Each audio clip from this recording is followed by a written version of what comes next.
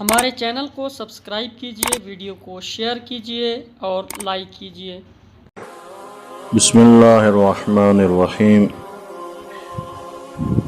دعا کے سلسلے میں چونکہ شب جمعہ ہے تو سرکار دو عالم صلی اللہ علیہ وآلہ وسلم کا یہ ارشاد ہے کہ شب جمعہ اور جمعے کی 24 ساعتیں ہیں اور ہر ایک ساعت میں خداوند عالم 6 لاکھ انسانوں کو جہنم سے آزاد کرتا ہے۔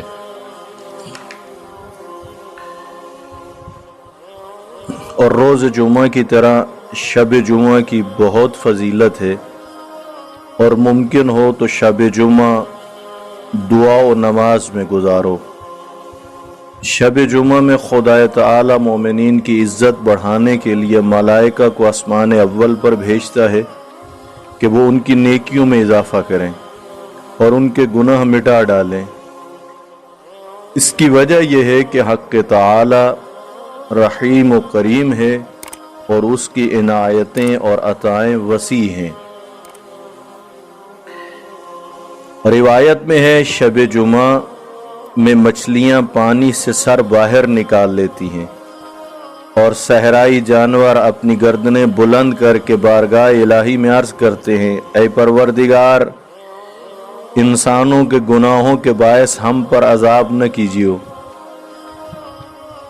امام محمد باقر علیہ السلام فرماتے ہیں، ہر شب جمعہ ایک فرشتہ اول شب سے آخر شب تک بالائے عرش یہ ندا کرتا ہے کہ ہے کوئی بندہ مومن جو طلوع فجر سے پہلے دنیا و آخرت کی کوئی حاجت طلب کرے تاکہ میں اس کی حاجت پوری کروں؟ ہے کوئی بندہ مومن جو طلوع فجر سے پہلے گناہوں سے معافی کا طالب ہو کہ میں اس کے گناہ معاف کر دوں؟ کوئی بندہ مومن ہے کہ جس کی روزی میں تنگی ہو اور وہ مجھ سے وسعت طلب کرے تو طلوع صبح سے قبل اسے وسعت عطا کروں؟ آیا کوئی بیمار مومن ہے جو شفا کا طالب ہو تو میں قبل از طلوع صبح اسے شفا دے دوں؟ کوئی قیدی و غمدیدہ مومن ہے جو صبح جمعہ سے پہلے مجھ سے سوال کرے تو میں اس کو قید سے رہائی دے کر اس کا غم دور کر دوں؟ آیا کوئی مومن مظلوم ہے جو قبل از طلوع صبح مجھ سے سوال کرے تو میں اس پر ظلم کرنے والے سے انتقام لوں اور اس کا حق اسے دلا دوں؟ پس وہ فرشتہ جمعے کی صبح طلوع ہونے تک اسی طرح آواز دیتا رہتا ہے۔ تو شب جمعہ کی بہت فضیلت ہے اور خداوند عالم شب جمعہ بہت کچھ اپنے بندوں پر مہربانی کرنا چاہتا ہے۔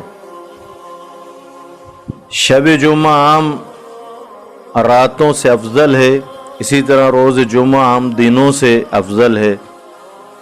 حضرت امام جعفر صادق علیہ السلام فرماتے ہیں، شب جمعہ میں گناہوں سے بچو کہ اس میں عذاب کئی گنا بڑھ جاتا ہے، جیسا کہ شب میں نیکیوں کا ثواب بھی کہیں زیادہ ہوتا ہے۔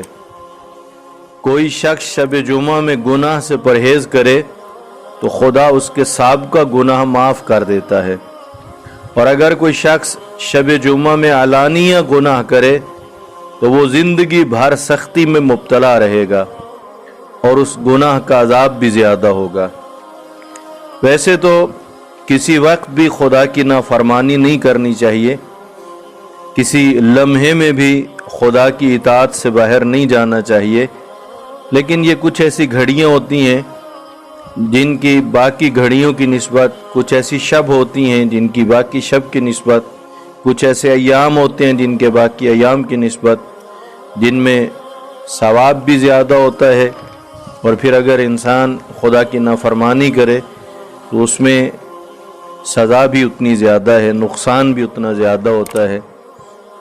شب جمعہ کے حوالے سے حضرت امام جعفر صادق علیہ السلام سے مروی ہے کہ جو شخص ہر شب جمعہ میں سورہ بنی اسرائیل کی تلاوت کرے تو امام العصر عجل اللہ فرجہ شریف کی خدمت میں حاضری نصیب ہونے سے پہلے اسے موت نہیں آئے گی، اور وہ जनाब अलैहिस्सलाम के असहाब में से होगा।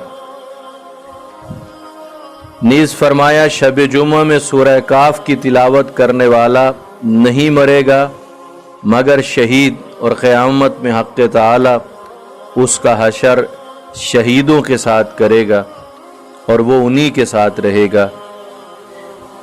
इस शब को शब जुमा कुरान की तिलावत का बहुत बड़ा अजर है। मोहम्मद व आले मोहम्मद अलैहिमुस्सलाम पर दुरूद भेजने का बहुत बड़ा अजर है, बहुत बड़ा सवाब है। और शब को बेदार रहना, तौबा और मुनाजात, खुदा की बारगाह में इस्तग़फ़ार, और शब जुमा में मुख्तलिफ़ दुआएं जो पढ़ी जाती हैं, और उनमें से एक दुआ दुआए कुमैल है जिसमें मारिफ के ख़ज़ाने हैं। और जो दुआ भी जिस इमाम मासूम अलैहिस्सलाम से